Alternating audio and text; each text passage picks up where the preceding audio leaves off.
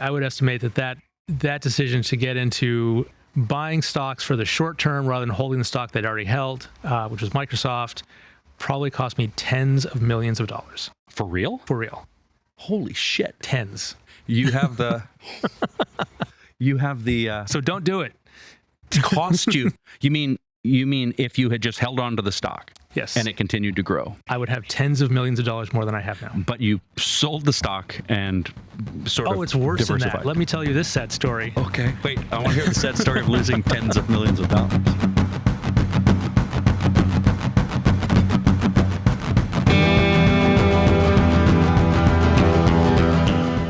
You're listening to the Reinvention podcast. I'm Aaron Anderson, and I'm here in Hawaii with my friend, entrepreneur, director, producer, and writer, Tony Pisculli. Hey, Aaron. It's How are good you to doing? see you. Welcome back. Welcome home. Welcome home. Yeah. Yeah, it's nice to be here. It is lovely out here, too. It is. It's nice. We're Yeah. on your lanai. Yeah. I said you were a writer, producer, director, entrepreneur, and all those things are true. Yeah, to varying degrees of, success. Yeah. So most of the people who listen to this, both people who listen to this, are usually from the arts. They started in the arts and they've decided at some point they'd like to do something in business. Oh, that's interesting. I didn't know that was your audience. Oh, that's fantastic. Yeah. Generally, yeah. But you're largely the opposite. Yeah. Well, I got lucky. Yeah. You started in business. I wouldn't say in business. I was one of those I've been thinking about this a lot lately. I've been one of those very fortunate people whose hobby turned out to be very lucrative. I really enjoyed programming as a kid. I knew I wanted to get into it. I would have done it for free. And then I fell into the middle of the computer boom in the 80s and worked at Microsoft and did very well. So you were a programmer. Yeah, I was a programmer. For a startup company. Yeah, for a startup company first. Yeah, that's a fun story if you want to start with stories. Yeah, let's start with stories. Yeah, so you started with a company that was then bought out by Microsoft. Yes. I started a company called Dynamical Systems, which were operating out of an attic in Piedmont, California, which is a tiny little enclave surrounded by Oakland. Okay.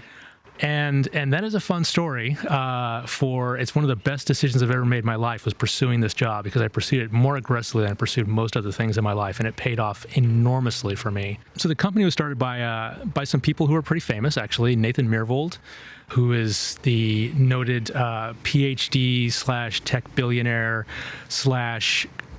famous cook. He wrote the Modernist Cuisine cookbook. He has a gallery in Las Vegas with photos from his cookbook. Nice. He's also an amateur anthropologist, an economist. He does everything. Okay. He's insane. So he started a company with a bunch of his friends. They were all physicists out of Princeton.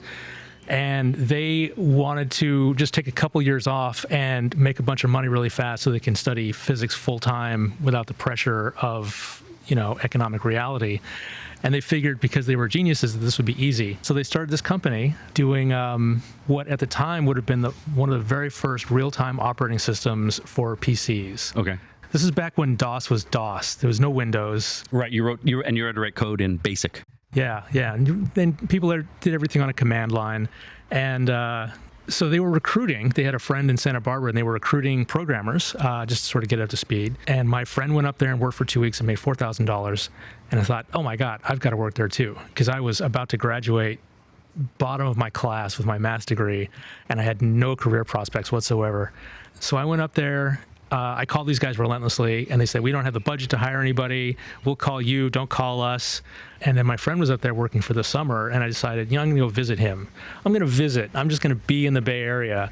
And since I was there and I was staying with him, he was staying at the startup, they said, okay, fine. You showed up literally at our doorstep. We will interview you. That's cool. And they interviewed me, and they still said, no, thank you. Now, did you have programming skills or just mathematics? I did have pretty good programming skills at the time. I couldn't, my grades were so terrible that I couldn't get into the programming major. They wouldn't let me in. So I spent a lot of time watering in the stacks by myself and doing stuff on my own. So I'm there, and they shot me down again. And I said, hey, look, give me a programming project, and I will do it on my own, and I will show you what I'm capable of. And they gave me a programming project. My friend was busy, and I said, can I just borrow one of your computers to just get started on this? And in the 4 hours my friend took to get ready for lunch, I finished this project, and they said, okay, you can have a job. And then you worked basically for stock in the company. I worked for stock in the company for about 9 months. Yeah.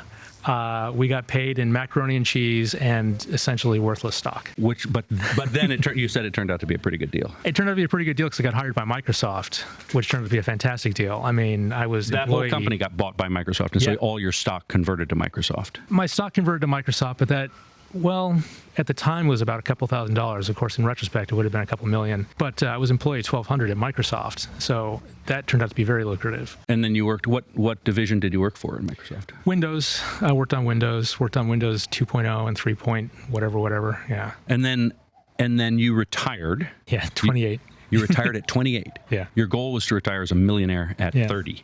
Yes. And you made it. Not quite, because I retired with like 800,000 or something. I figured that was close enough. And then why Hawaii? Why not? I mean, look at this place. Yeah, that's true. I was, actually did a search. I was looking around. It's like, I want to live somewhere. I was in Seattle, which was horrible for someone who grew up in the high desert in California. Seattle's the worst weather in the world. I was depressed all the time. And I said, I've got to live somewhere sunny. So Florida, Arizona, I wanted to stay in the United States. But you just picked Hawaii. I picked Hawaii because it's the best option of all of those. And then, so people can't see, but we are at your house, which is right across the street from Kailua Beach, which is one of the best beaches on Earth. Yes, it is incredible. Yeah. It's routinely it's objectively one of the best beaches. It ranks in the top 10 when they make lists. Yeah. And then now I met you when you were in theater. Yes. At the University of Hawaii. In my second life. Yeah. That's an unusual transition from computer programmer to theater. Yeah, it is an unusual transition. I'm not the only person to make that transition. My first theater teacher actually wasn't a programmer, but Megan Evans was a lawyer and hated her job and got into theater and was much, much happy afterwards. And I had sort of a similar thing. I moved to Hawaii and I started, it's like, I'm gonna study physics like all those physics guys I've been working with the past few years that I really admired. They're some of the smartest people to this day that I've ever met. And they really got me excited about physics. And I did that for about a year, just taking classes on my own at UH. And I realized I don't want to live in Hawaii and then sit basically in a concrete bunker with a bunch of dudes studying something that I want to do something that's as different from math and physics and computer science as I can possibly imagine. Something that is fun and challenging and 180 degrees from my previous life. Did you have any previous experience in theater? I did a couple of summer school things in 5th grade. So you didn't just pick it off the list. You were like, okay, I have some interest. No. I literally went through the catalog at UH and started crossing out things. Biology, too close. I tried art, too challenging for me, too different. Okay. But I took this class with Megan Evans, and it was probably the most fun I'd ever had in my life up to that point. Now, one of your first acting gigs, you were nude on stage as a statue. Yes. Yeah. That was Mike Engler's qualifying project for his MFA, which I stumbled into because I took this class and I wanted to do more, but it was a summer school class and there were no other classes. And I was just desperate to do anything. I was so into theater at that point, and he was advertising he needed an actor. So we did 13 futurist plays, and one of which I played the statue of the David by Michelangelo. Oh my God. Yeah. So one of your first acting gigs was nude on stage, and not just nude, but standing there. Yeah. Fully exposed. How was that? It was fine. I just told this recently for a directing class on you got to be careful as a director how much power you wield over your actors. So he said, hey, we're going to do this. I'm going to have you do this scene and you're going to be nude. And I'm like, okay, I'm fine with that. I was feeling adventurous. I was feeling incredibly adventurous. It's like, what can't I do at this point? I've taken an acting class. Back up. I have to tell you a little prequel story to this, which is that when I signed up for this acting class, just sort of picking it, it's like, yes, this would be a good, wise thing for me to do and challenging and all that, ticked all my boxes. I then had a panic attack sitting in the bathroom before that class was about to start. I had to psych myself up to walk into that class because I was, can I swear on your podcast? Yeah. I was fucking shy. And you know this, know this about me. Yeah. And I'm a lot less shy now than I was then, but it was even more before I took that first class. Painfully shy. And it was one of the most difficult things I've ever done in my life was to walk into that acting class on that first day. I rank it with badgering those guys at DSR for interview. But you did it. No, why'd you do it though? That's a good question. I don't know. I needed to. Yeah. There was something in you was like, I'm going to do something. Yeah. Was it to challenge yourself? That's part of it, but that's an intellectual thing that's hard to get it's hard to get over an emotional hump for an intellectual challenge like that. Right. I needed to do something different. And I needed to not be afraid of this thing. So the fact that it scared me was, I don't like bullies, even when it's myself. It's like, fuck you, you're going to go to this class. All right, so I got another question for you. So a lot of times people who think they see actors and they think, oh, I could do that, right? Because you do this. No. Well, but I don't know of any actor who would say, I could be a programmer, a computer programmer, when in fact you could take some classes, you could learn how to do it. It's a skill like anything else. Absolutely. But so the question, and you're one of the few people who can answer this, is that transition to acting, is that possible? Could anyone do that? Or because you went into directing. Yeah. I went into directing because I was a terrible actor. Yeah. Right. I think the fact that I was an actor is proof that anyone could do it because, like I say, I was very bad and not well suited to it at all. And not because of my, innate shyness or anything like that. That was a hurdle that I overcame pretty quickly. But there is a mindset that actors, I think, need to have that I didn't want to spend time there. I didn't want to do the things that an actor needed to do. Right. I didn't want to immerse myself in the character. I didn't want to divorce myself from sort of a protective image I have of myself. And then you went into directing. Yes. And you took to that more readily? Much more readily. Almost more readily than anything in my life, I think, which was weird. You're a good director. Thank you. I think so. But I had an enormous ego about directing way before it was justified.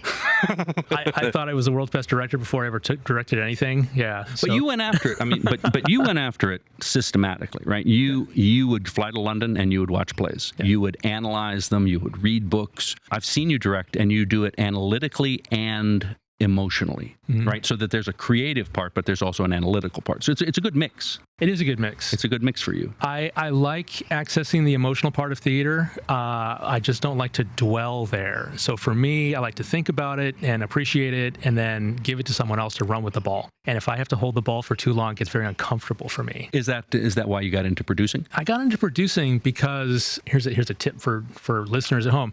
Producing gives you more power than anything else in theater. If you can produce, you can do all of your passion projects. Right. And if you can't produce, you are at the mercy of someone else for the rest of your career. Right. And so did your producing work start with the Hawaii Shakespeare Festival? That's a good question. It's been so long now, I don't remember. We're in our 20th season now. That's crazy. I know. Right? So let's talk real quick. The Hawaii Shakespeare Festival is the premier Shakespeare Festival in Hawaii. I think it's the only Shakespeare Festival in Hawaii. The way I said it was better. The way I said it was better. And you've done every play in the canon. We did the entire canon in the first 12 years. Bam. Yeah. And you have royal patronage, essentially. Not royal patronage. We have what is it? We have Judi Dench. Honorable patronage. It's the roll of honor. Okay. Is what the knights and dames are called. Yeah. Okay. So yeah, Dame Judi Dench is our patron, thanks to Terrence Knapp. Right. Who is our teacher? Who's our teacher? Yeah. Who's our teacher and the guy who got me to love Shakespeare in the first place. How did the Hawaii Shakespeare Festival start? Kind of on a whim. Our Kevin Garcia Doyle and Harry Wong and I had all taken classes with Terry. We all loved Shakespeare. We'd all thought about directing Shakespeare or done some Shakespeare, I think at least one each on our own. And sort of there was an idea floating around of doing some sort of mega project of a couple of different shows happening at the same time. And we were all getting pizza one night after an improv show or something like that. And I think Harry or R said, probably R is our kind of thing. Probably R said, hey, we should just all direct one summer and we'll just make it a festival. And we said, yeah, okay, let's do it. And so that was the Summer Shakespeare Festival in 2002. We didn't even call it the Hawaii Shakespeare Festival. It was a one-off. Okay. It was a one-off. We're going to do this thing one time for fun. It's like, yeah, this would be good. Let's do this. And then I thought, well, that worked. We got away with it. And you wanted it to be for profit. You started, like, this is another unusual thing. Most people who start theaters, special theater festivals, will make it a not-for-profit from the beginning. Yeah. You decided you would make it a for-profit organization from the beginning. Yeah. Actually, technically, it was a nonprofit at the beginning, and then we switched it to a for-profit, and then we switched it back to a nonprofit just recently. So tell me why. So I ended up producing because I had the ability to fund the first thing. Right. And the intention was that I was just going to float a bunch of money to get the thing off the ground, and we would make it all back in ticket sales. Now, you do know that there's not a theater in the world that It makes it all back in ticket sales. makes it all I know back in that ticket now. sales. Yes. Yeah. you legitimately didn't know that I then? legitimately didn't know that. It seemed very plausible at the time. Okay. Yeah. When we did the math, and I was like, yeah, we should easily do this.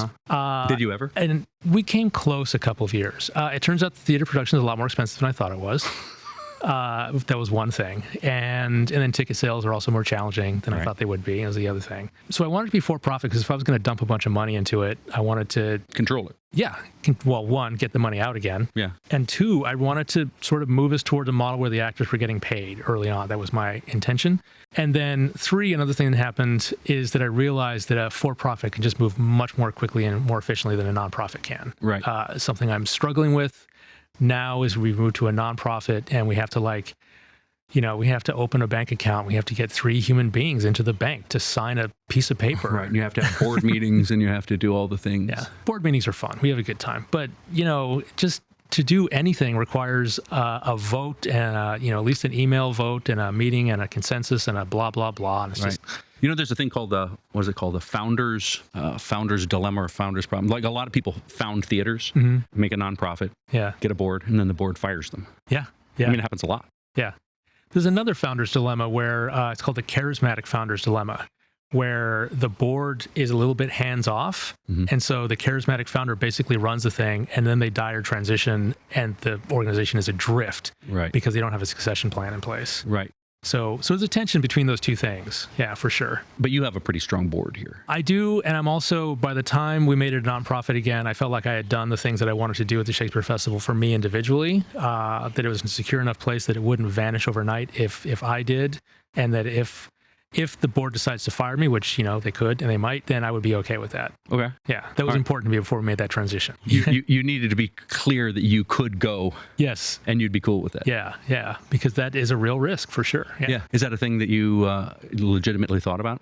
Oh, absolutely. Absolutely. Yeah. I've got a board member who I won't embarrass by name who has a different sort of vision for the organization that I do. And he's a great board member and a very passionate guy and has a great vision for the organization. And, at some point it's going to come down to if we're going to go his way or my way. And it's probably going to be his way. And I'm probably going to be out at that point. Interesting. Yeah. What are the competing visions? That's a whole murky thing, which I don't want to get into. It has to do with, what theater's for and what community theater's for and how it serves its community. We have sort of different ideas about that. And I don't want to, he's not here to defend himself. So I don't want to put words in his mouth. What is your view of what theater's That's for? That's a better question. Yeah, what's your view of what community theater's for? It has shifted. It has shifted over 20 years. At the time, I was mostly about giving opportunities to directors and actors because I was a director and most of my friends were actors and we wanted to do this stuff. And it's like, no, if you're going to do community theater, you got to have it for the community. You have to be serving your community because otherwise, well, one, they're not going to show up. Right. But two, you're doing them a disservice. So our mission is to make Shakespeare accessible to the people of Hawaii. And I think a lot about what that means. And one of the things it means is doing live Shakespeare. I mean, I don't know if you encountered this. I hated Shakespeare in high school. Hated Shakespeare in high school. To this day, I don't enjoy reading Shakespeare. Right. My least favorite part of the directing process is when I have to sit down with the script and read it. Right. And I've read them all at this point, but I still it's tedious to me until I start imagining it in the mouths of the actors and the casting process and all that. Then it starts to become fun for me. So that's most people's first encounter with Shakespeare is reading it on the page and it's just dry and it's 400 years old and the language is awkward and it talks about people that have been dead for years and it's like, who cares? Right. Who frickin' cares? But then you bring it to life on a stage and it becomes this magical thing. And it's wonderful. And, I don't mean to take away from the people who legitimately enjoy reading Shakespeare. And there are a lot of them. And good for them. That's not what it was meant to be. It's not what it was meant to be. It's certainly not how it was intended to be. And those people are English majors, so fuck them. All right. So no, bless them. God bless them. We need English majors too, but Shakespeare's theater. So that's the way most people should encounter it. So when we make it accessible, we do 2 or 3 Shakespeare plays every season. And this is, for most people in Hawaii, it's their first opportunity to see one of these plays done live. I think we did probably half the canon was Hawaii premieres for us. So what does Shakespeare have for the residents of Hawaii? Like, what is it about? Why do Hawaiian people, or not Hawaiian people, but local people. Yeah. What do they need Shakespeare for? It's a good question. It's a fair question, especially as people are talking more and more about colonial theater. Right. You know, it's like Shakespeare in Hawaii is the ultimate colonial theater, right? Right. Shouldn't we just disband in shame and go home? Right. No, of course not.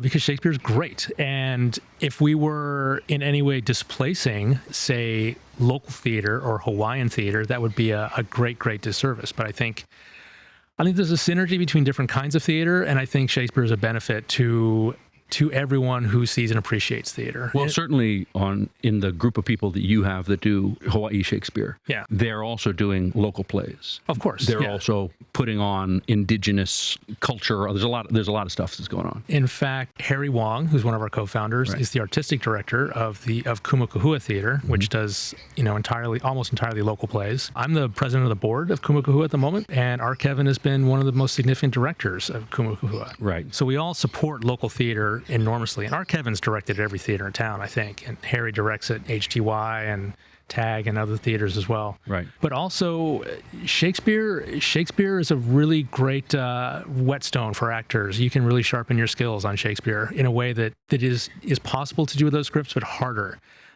Shakespeare will push you harder and in different directions than contemporary scripts will, and you can take those skills and apply them to anything once you've learned them. Right. That's great. So here in Hawaii, it's one piece of the big theater puzzle. Yes. Yeah. And it's an important one, but I like the that's not displacing anything else. It's an important one, but a small one. We are one of the smaller theaters on the island. Really? And I think that, right, yeah, we definitely are. And rightfully so, I think. Cool. We should be. We're a niche theater, for sure. All right, so let's talk about this other thing. You also have a career as a writer. It might be a stretch to call it a career. You've been paid to write. I've been paid to write. That's true. Yeah. I've been paid to write. And I've read some of your stuff. You're a good writer. Thank you. Clearly you didn't start as a writer. No. And that probably, again, goes back to a certain level of cowardice or maybe not realizing it was possible. Right. Like that was a thing you could do. There are a lot of things in my life where I realized pretty late in life, hey, that's a thing I could actually do, and then did them rather than like realizing it from the start. It's a good thing for people to know that most things that other people do, you could do too. If you wanted to. But you got to put the work in. You got to put the work in. I mean, you didn't just start writing. You started writing and then you took classes and then you did mentorships and you did all sorts of stuff. I kind of dabbled in writing back when I was at Microsoft, but I never took anything to completion, never submitted anything anywhere, never took a class in it, never sort of thought about how to get to the next level with it. And I just kept messing with it for probably 20 years. And then, and this is sort of one of my first milestones at the Shakespeare Festival when we completed the canon. I was thinking, my work here is through. I can transition to writing now. And so that's when I started looking into MFA programs. Okay. Yeah. And so you have an MFA. You have an MFA in directing. Yes. And an MFA in writing. Yes. And you have an MBA as well. An MBA, yeah. So you're just collecting terminal master's degrees. Yeah. Where'd you do the writing? Stone Coast in Maine. Yeah, fantastic writing program. Okay, so talk me through what does it take to be a writer. You just write. You have an idea, you write, right? Exactly. It's one of the most accessible art forms. Nobody can stop you from writing. Right. All you need is a pen and a piece of paper. How do you publish? That's where the gatekeepers come in. Right, it's harder that way. It is a lot harder that way. And actually publishing is not that bad because there are a lot of people who are looking for stuff to publish. It's when you want to get paid and or paid a professional rate. I mean, because you could self-publish online, right? You could just have a blog. You could. And a lot of people do that. And it's, I have a blog and it's really satisfying to put my stuff out on my blog. I get almost as much satisfaction from that as I do from selling a story somewhere. Okay. And more, I would say more satisfied. My most lucrative project to date, I ghost wrote a book, which I got, something like 20 grand for, which is, more than most of my writer friends made that year. But, I can't tell anybody about it and my name's not on it. And it must have just been hellish. I mean, it's just work. It was fascinating. I learned so much doing it. It was an incredible experience. And if it had been 6 months long instead of 3 years long, I would, 3 years. It kind of, there was some feature creep happening, scope creep happening. Okay. Yeah. Anyway, but I learned a lot. It was fascinating, and it really turned me on to writing nonfiction, which I'd never really thought about before, and it's something I want to do more of in the future. Publishing is easy. Publishing for money is hard. Yeah. How do you get that first How did you get your first? I got my first sale when a friend of mine at Stone Coast said that he'd been published in a magazine called Daily Science Fiction, which I had never heard of at that time. Because I was an amateur, and people who are professionals look at the professional opportunities, and they're out there and they're on Duotrope and Submission Grinder, and they're looking for who's publishing. And there's this online science fiction fantasy magazine called Daily Science Fiction that publishes 365 stories a year. It's like, oh my God. And they pay. That's a lot. And they pay a professional rate. Yeah. How do you write and submit, or do you get it on spec? I mean, how does it work? You write first and then submit your finished work. Yeah. With short stories, they are almost never commissioned. So you have to write the story, and then becomes the painful process of just flogging it around to all the markets. Okay. And you can write and you can target a specific market, and if you're very, very good, sometimes that'll work for you. Like, I've got a friend who's probably, in terms of sales and recognition, one of the most successful writers I know, came out of the Stone Coast program also, has published dozens and dozens of short stories, has won major awards, and has written hundreds of short stories that haven't been published. Okay. And submitted thousands of times. So the economics of it is you write, and then you spend a lot of time looking for places to publish it. Yeah, it's grueling. It is a lot like being an actor in that way, in that, your craft and your passion and your love of it is all geared towards acting, but what you spend most of your time doing is hustling auditions. Right. Which sucks and drives a lot of people out of the industry, because that part of it is so painful and so variable and so not matched to their skill set. Right. So if you wanted to be a professional writer, you would actually be a professional self-marketer. If you want to be a professional short story writer, which is a really hard way to make a living, and I wouldn't recommend that to anybody. If you want to be a professional writer and you were less discriminating, instead you should do you could get hired by a company to be a writer for the company. You could be a tech writer and write manuals. There's a famous writer, Ted Chiang, who's won all the Hugos, one of my favorite short story writers ever. And that's his day job. He writes one short story every 2 years just because he loves it, but he doesn't support himself that way. He's one of those famous short story writers in the business. He's a brilliant guy, but he can't support himself on his creative fiction. And he makes a living writing technical manuals. Yes. For a big company. Yeah. You could be a freelancer for business. I did that for a while on Upwork. Figured I'm just going to sharpen my skills. Novels are more lucrative typically than short stories, so that's a better way to go, especially if you can write a series. That's why so many people write series. Right. That's got to be hard. It's got to be hard to find a publisher, though. Because you got to get the manuscript and then you're shopping it around. Same thing. So you gotta have the manuscript up front. No one wants to hear from you if you've written like the first chapter. You have a great idea for something. No one cares. Right, because everyone does. Everyone's got one of those. Yeah. And you also did day trading for a while. You were a trader. I wouldn't say day trading, and I wouldn't call it entrepreneurial. You speculated. I speculated, and that was probably one of the biggest mistakes I've ever made in my life. Okay. Yeah, I would estimate that decision to get into buying stocks for the short term rather than holding the stock they'd already held, which was Microsoft, probably cost me tens of millions of dollars. For real? For real. Holy shit. Tens. You have the... So don't do it. Cost you. You mean if you had just held on to the stock? Yes. And it continued to grow? I would have tens of millions of dollars more than I have now. But you sold the stock and sort of it's worse diversified. than that. Let me tell you this sad story. Okay. Wait, I want to hear the sad story of losing tens of millions of dollars. I had a certain amount of Microsoft stock. All right. And what I started doing was trading on margin. Don't do that. Holy shit. Okay. Why? Yeah. Because when the stock is going up, rather than selling stock to buy more stock, it's like buying a house on a loan. Yeah, right. Same idea. Right. It's taking out a loan to buy the stock because it's going up. So I did that, and it was just going bananas. All the stocks were going bananas. This was back in like 2000. Okay. Should be raising red flags for you already. 2000, yeah. I remember 2000. Yeah. 2000 before 2008. I remember that. Yeah. And then, of course, the .com crash happened, and I was stuck with a bunch of worthless stock, which, for reasons I don't know why, I didn't just sell it. I didn't just sell enough to cover my losses, so I held onto this margin loan. Because Microsoft was still doing, well, Microsoft crashed, but then rebounded slightly. So it was like, the market is going to dig me out of this hole eventually, so I will just stay here in this hole for a while. And then 2008 happened. So I still had a margin loan in 2008. This is very stupid. This is why no one should take my advice on anything related to financial matters. And I saw the warning signs for the housing bubble and all that stuff, and it was like, I own this place outright. I don't have a mortgage, so that's not a problem. I'm not speculating in real estate. I'm anti-correlated with the real estate bubble, except that it turns out the bubble was so big that no one was anti-correlated with it, and it took down the stock market also. And Microsoft fell so far, so fast, that I had to unload it at a deep, deep discount. And it basically... You had to unload Microsoft? Yes, to cover my margin loan, because they started calling my margin loan. You can borrow up to 50% of your holdings, and I was well under that limit, so I felt pretty secure until the market crashed by half. And then I had to cover that. And then it crashed some more, and some more, and some more. And I probably ditched 2/3 of my position at the worst possible time. 2/3? 2/3. Oh, shit. I sold 2/3 of my Microsoft stock at $17.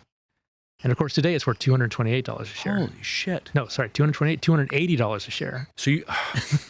So I remember, because I talked to you briefly during this time when, so you own stock and that stock is going up, right? Yeah. And you're borrowing against that stock. So you have debt that's going up, but the stock is going up faster. Yes, much faster. Right, the stock is going up much faster. But then, as the stock starts to come down, right, when it hits a certain point, it'll just sell and liquidate. Yeah. You will lose everything. Yeah. So there must have been some nights when you went to bed and you were just watching this sort of free fall of your stock. There were nights where I was like, I am going to have to sell my house. I'm going to have to rent my house and live somewhere cheaper and live off the money that I get in rent from this place to pay for my rent in a different place so I can also afford to buy food. Wow. That's what I was looking at, because we were 1 or 2 points away. When it hit 17, if it had gone to like 15 or 14, I would have been wiped out completely. It would have taken my entire position. So it was like just...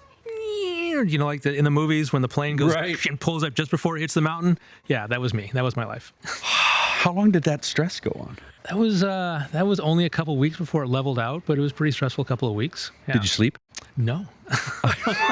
No, I bet you didn't. Yeah. And you didn't know at that point that you're talking tens of millions of dollars of loss. You just thought, you're just survival at this point. Yeah, and it wasn't tens of millions at the time. It's only, in retrospect, 13 years later that what I gave up then would have been worth tens of millions now if I just hadn't been forced in that position. Right. Through my own recklessness. Yeah. Right. That's anyway, good. Yeah. Wow. Jesus Christ.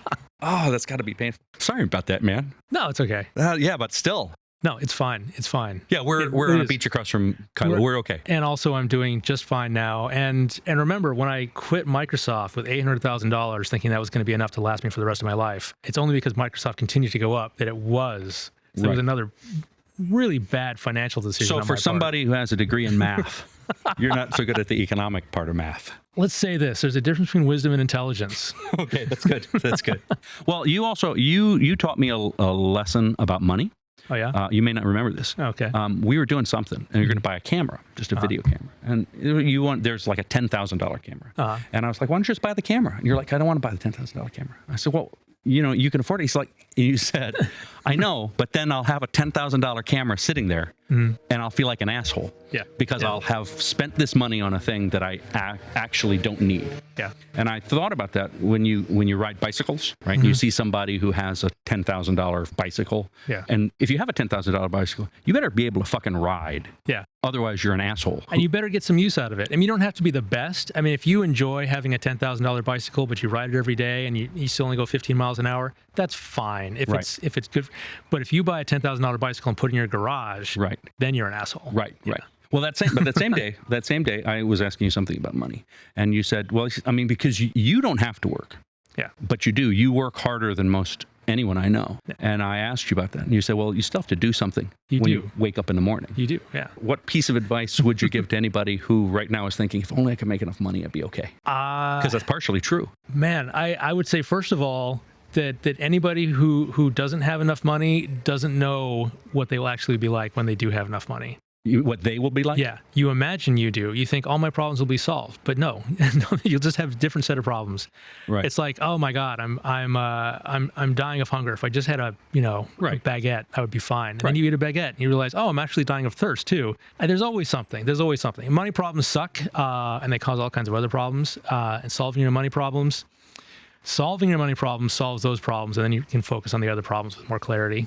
Right. Money also can cause some problems. Let's not get into that because nobody wants to hear that. There are literally no listeners who are worried that they're going to have too much money. Yeah. It is a thing, though. It is a thing. Yeah. I mean, everybody's heard the cautionary tales about the lottery winners, and how it ruins their lives. Right. Yeah. Well, I mean, there's some science around it, right? Actually, money does buy happiness. Up to a point. Up to about $75,000, I think it is. If you make less than $75,000, making more money will make you more happy. Absolutely. Because it'll take some of the pressures off. Yeah. It'll solve a lot of those problems that only money can solve. Like, I'm just going to call an Uber rather than walking home in the rain. I'm going to, someone's going to deliver my groceries for me because I don't have time right now. I'm going to take my kids to the park. I mean, to an outdoor park, or I'm going to go on a vacation or anything like that. But after that, there's a point of diminishing returns. And after that, there's a point where money starts to actively interfere with your ability to enjoy yourself. Really? Yeah. And the reason is, and maybe this isn't true for everybody, but the reason is that work is one of the keys to happiness. Right. And a lot of people who are working for a living don't realize that. That's true. And when you have enough money that you don't have to work, it's very tempting not to work. Any work that you do is not going to be justified in terms of economic return.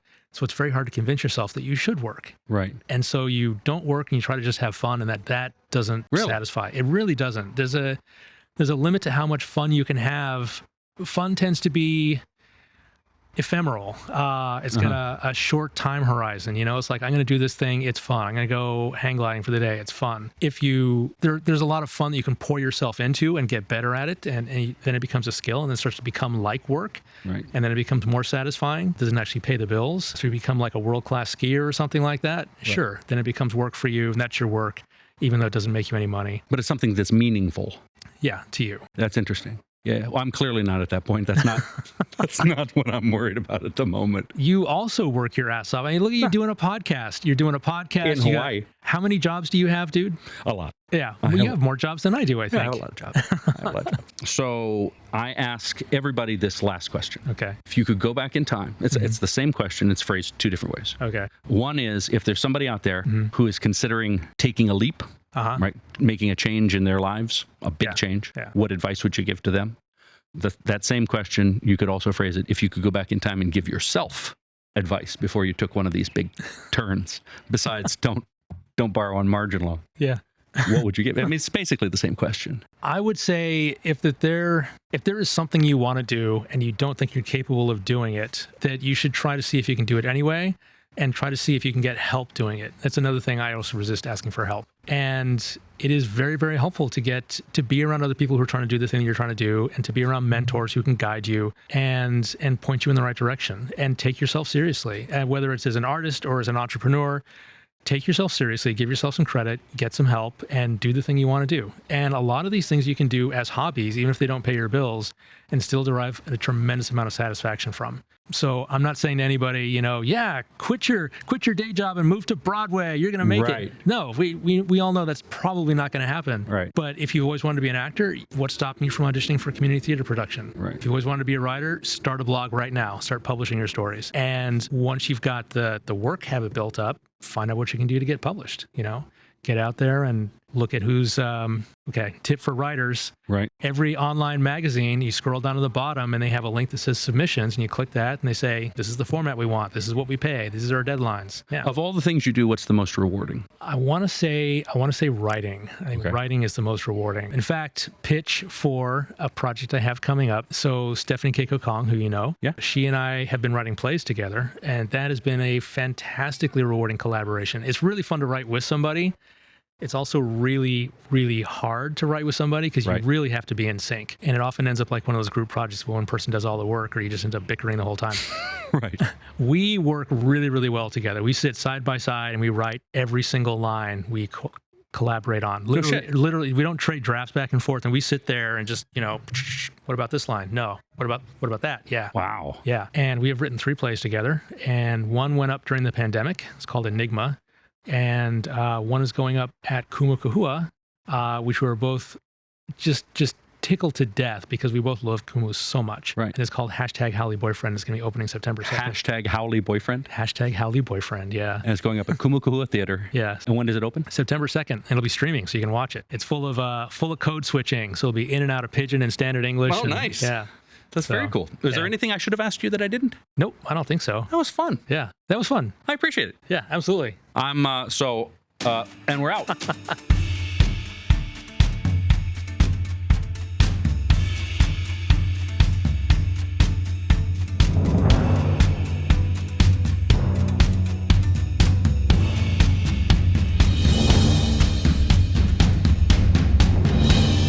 Visit reinventionpodcast.com for transcripts and other free resources.